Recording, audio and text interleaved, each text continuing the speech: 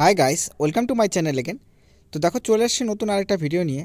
তো আজকের এই ভিডিওটা কিন্তু খুবই একটা গুরুত্বপূর্ণ অঙ্গনওয়াড়ি এবং আশাকর্মী এবং এছাড়াও চুক্তিভিত্তিক অস্থায়ী যে সমস্ত কর্মী রয়েছেন সকলের জন্যই। এখানে যে বিষয়টা সবচেয়ে গুরুত্বপূর্ণ সে বিষয়টি হচ্ছে যে তোমরা অলরেডি দেখেছো যে ভোটের আগে যে বাজেট হয়েছে সেটা কিন্তু ইন্টিরিয়াম বাজেট হয়েছে। ইন্টিরিয়াম বাজেট মানেটা হচ্ছে যে সেই বাজেটটা কিন্তু তোমাদের একদম ফুল বাজেট নয়, ঠিক আছে। ইলেকশনের আগে যেহেতু এখন ইলেকশনে কে তোমাদের সরকার গঠন করবে তার উপর ডিপেন্ড করছে, তো সেই ক্ষেত্রে ভোটের আগে যে বাজেটটা হয় সেটাকে ইন্টিরিয়াম বাজেট বলা হয়।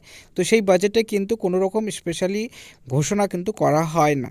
তো সেই ক্ষেত্রে ইলেকশনের পর সে যে সরকারই বানাক না কেন তারপর কিন্তু ফুল যে বাজেট সেই বাজেট কিন্তু তোমাদের পেশ করা হয়। তো সেই ক্ষেত্রে যেহেতু অঙ্গনওয়াড়ি কর্মী এবং আশাকর্মীদের অনেক আশা ছিল যে কেন্দ্রীয় সরকার হয়তো অঙ্গনওয়াড়ি কর্মীদের বেতন এখানে বৃদ্ধি করতে পারে, কিন্তু আমরা দেখতে পারলাম যে ফলস্বরূপভাবে যে অঙ্গনওয়াড়ি কর্মী আশাকর্মীদের কিন্তু এই ক্ষেত্রে কোনো রকমই বেতনটা বৃদ্ধি করানো হয়নি। শুধুমাত্র তাদের প্রাপ্তি বলতে সেটা হচ্ছে যে আয়ুষ্মান ভারতের যে 5 লক্ষ টাকার যে হেলথ স্কিমটি রয়েছে সেটার সাথে কিন্তু সমস্ত অঙ্গনওয়াড়ি এবং আশাকর্মীদেরকে সেখানে ইনক্লুড করা হয়, এবং এছাড়া অন্য কোনো কিছুই কিন্তু সেখানে আমরা দেখতে পাই না, ঠিক আছে। এবং বেতন বৃদ্ধি নিয়েও কিন্তু কোনো রকম মন্তব্য করা হয়নি।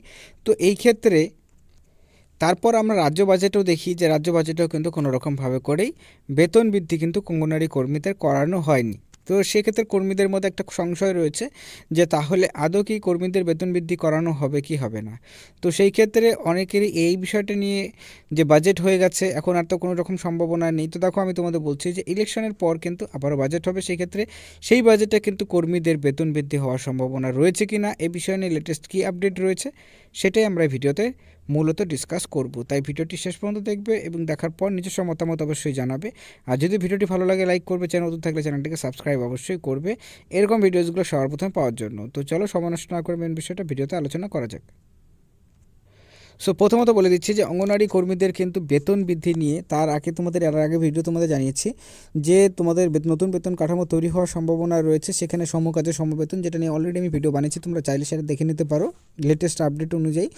তো আজকে যেটা যে তাহলে ফুল বাজেট যখন তোমার অধিবেশনে রাখা হবে তো সেই ক্ষেত্রে সেইখানে কি বেতন বৃদ্ধির সম্ভাবনা রয়েছে? তো দেখো, সেখানে বেতন বৃদ্ধির কিন্তু যে সম্ভাবনা সেটা কিন্তু প্রবল রয়েছে। কেন? কতগুলো কারণ রয়েছে। যেহেতু অঙ্গনওয়াড়ি কর্মীদের তোমরা জানো যে রিপেয়ারমেন্টের কাজও কিন্তু শুরু হয়েছে প্রত্যেকটি অঙ্গনওয়াড়ি কেন্দ্রতে, কারণ আইসিডিএস কেন্দ্রগুলো যেগুলো রয়েছে সেই কেন্দ্রগুলিকে নতুন শিক্ষানীতি অনুযায়ী, নতুন শিক্ষানীতি 2020 যে নিয়ম অনুযায়ী সমস্ত অঙ্গনওয়াড়ি কেন্দ্রগুলিকে প্রি প্রাইমারিতে পরিবর্তন করা হবে। এই নিয়ে কিন্তু ডেডলাইন তোমাদের হচ্ছে গাইডলাইন্সটা কিন্তু কেন্দ্র সরকারের দ্বারা কিন্তু দেওয়া হয়েছে প্রত্যেকটা রাজ্য সরকার এবং ইউটিগুলোকে।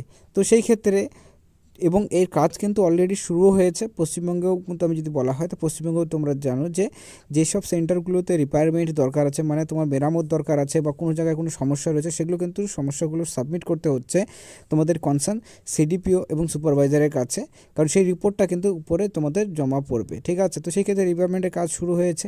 তো সেই ক্ষেত্রে তোমাদের প্রি প্রাইমারি যে কাজ সেটা শুরু হয়েছে। প্রি প্রাইমারি হলে পরে সেখানে কিন্তু কর্মীদের অবশ্যই একটা চান্সেস রয়েছে যে এখানে বেতন বৃদ্ধি হতে পারে।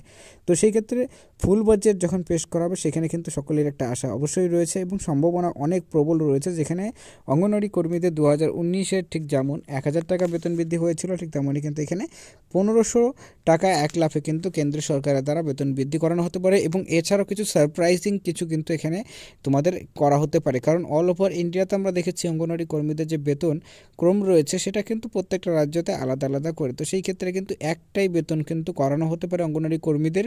সেই ক্ষেত্রে যেহেতু সব রাজ্যতে একই রকমেরই কাজ করতে হয় অঙ্গনওয়াড়ি কর্মীদের, তো সেই বেতনও কিন্তু একই রকমই পাওয়া দরকার। তো সেইটারও কিন্তু একটা সারপ্রাইজিং একটা তোমাদের জন্য হতে পারে, বাট সেটা নিয়ে ক্লিয়ারিটি এখনও আসেনি। তো যদি সেটা আসে আমরা অবশ্যই তোমাদের সাথে শেয়ার করবো, বাট আজকে এই বিষয়টি ক্লিয়ারলি তোমার জানানো ছিল। তো যদি তোমাদের ভিডিওটা ভালো লাগে লাইক করবে, চ্যানেল নতুন থাকলে চ্যানেলটাকে সাবস্ক্রাইব করবে। So thanks for watching my video.